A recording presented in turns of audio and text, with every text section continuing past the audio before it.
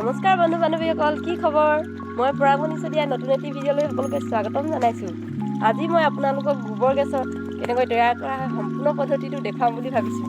গতিকে আপোনালোকে ভিডিঅ'টি শেষলৈকে চাই থাকিব আৰু ভাল লাগিলে লাইক, কমেণ্ট, শ্বেয়াৰ আৰু ছাবস্ক্ৰাইব কৰি দিব। বলক তেন্তে বন্ধুসকল ভিডিঅ'টি আৰম্ভ কৰোঁ। এই যে ক'লা বেগটো দেখিছে সেইটোৱে হৈছে গেছৰ বেগ আৰু এইটো পানী আৰু গোবৰ মিহলি বাকেটটো আৰু সেইডালে হৈছে যিডাল পাইপ গৈছে ডাইৰেক্ট গেছৰ বাৰ্ণাৰ লগত কানেকশ্যন হৈছে। এইকেইটা হৈছে মেইন বস্তু। এতিয়া দেখুৱাম কেনেকৈ গোবৰ গেছ তৈয়াৰ কৰা হয়। টিনা, তুমি অকণমান কৈ দিয়াচোন। প্ৰথমে গোবৰ আৰু পানী ভালদৰে সংমিশ্ৰণ কৰা হয়।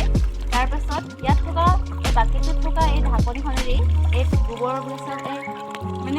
গেছ নিৰ্মাণ কৰিবৰ বাবে যোনখিনি পানী আৰু গোবৰ সংমিশ্ৰণ কৰা হয় সেইখিনি এই ঢাকনিৰ ফালৰ পৰা পঠিয়াই দিয়া হয়। তাৰপিছত গেছ হৈ এই বাকেটটো সোমাই যায়।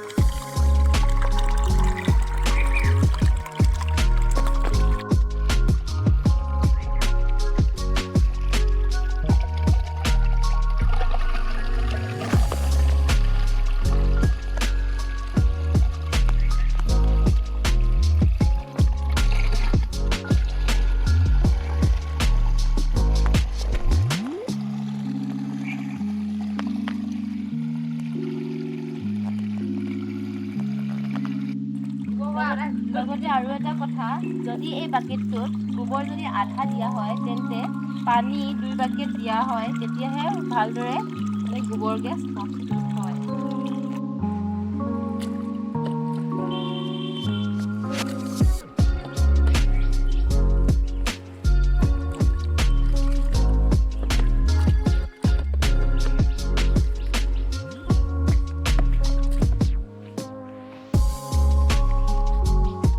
আপোনালোকে গম পালে কিমান সহজে গোবৰ গেছ তৈয়াৰ কৰিব পাৰি। মুঠতে পানী আৰু গোবৰ যিমানেই ঢালিব সিমানেই এই বেগটো ফুলি ফুলি গৈ থাকিব আৰু কোনো টকা পইচাও নালাগে আৰু একো কষ্টও নাই। আৰু গতিকে আপোনালোকে যদি গাঁৱত বাস কৰে বা ঘৰত গোবৰ আছে, গৰু আছে, তেতিয়াহ'লে এনেকুৱা এটা প্ৰস্তুত কৰি ল'ব পাৰে। আৰু সকলোৱেতো জানেই কিমান গেছ চিলিণ্ডাৰ দাম বাঢ়িছে, বৰ্তমান বাঢ়ি গৈয়ে আছে। গতিকে আপোনালোকে এনেকুৱা ধৰণৰ গোবৰ গেছ এটা ঘৰত বহুৱাই লয়, তেতিয়া মাহেই 1000 পৰা 1200 টকা আপোনালোকে সঞ্চয় কৰিব পাৰিব।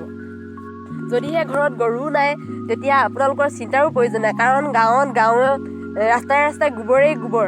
তাৰ পৰা যদি আপুনি মৰ্ণিং ৱাক কৰিব গৈ এবাল্টি গোবৰ উঠাই আনি ঢালি দিয়ে ইয়াত, তেতিয়া ৰাস্তাও পৰিষ্কাৰ হ'ব, আপোনাৰো নিজৰ টকা বাচিব। মাত্ৰ প্ৰথমতেই যি বহুৱাওঁতে এবাৰেই পইচা খৰচ হয়, তাৰপাছত আৰু কোনো ইয়াৰ পইচাৰ প্ৰয়োজন নাই। মাত্ৰ গোবৰ আৰু পানীত নিয়মিতভাৱে ঢালি থাকিলেই হ'ল। এইটো বহুৱা আজি প্ৰায় 12 বছৰে হৈ গ'ল, আজিলৈকে এনেদৰে চলিয়ে আছে। এতিয়া আহোঁ মেইন কথালৈ। এইফালৰ পৰা যিবিলাক পেলনীয়া গোবৰ যায় এইবোৰ এনেদৰে এইফালৰ পৰা যায় আৰু এইবোৰ যদি আপুনি শাকনি বাৰী বা ফুলত দিলে লহপহকৈ বাঢ়ি যাব, কাৰণ এইখিনি সাৰ বহুত লাগতিয়াল সাৰ।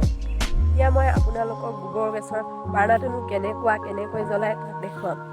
গোবৰ গেছৰ চৌকাটো এইটো বৰ্তমান দেখিবলৈ অল্ড মডেল হৈছে, কিন্তু এতিয়া নতুন যিবিলাক মডেল আহিছে দেখিবলৈ বৰ ধুনীয়া হৈছে। এতিয়া মই এইটো জ্বলাই দেখাম, আপোনালোকে দেখি নিজেই গম পাব যে আন চৌকাৰ দৰে এইটো প্ৰায় একেই, কিন্তু গেছ চিলিণ্ডাৰবোৰ যেনেকৈ শেষ হ'লে দৌৰা-দৌৰি কৰিব লাগে, সেই তেনেকুৱা কোনো চিন্তাৰ প্ৰয়োজন নাই। আপুনি নিশ্চিতভাৱে এইটো ঘৰত বহুৱাই ব্যৱহাৰ কৰিব পাৰে।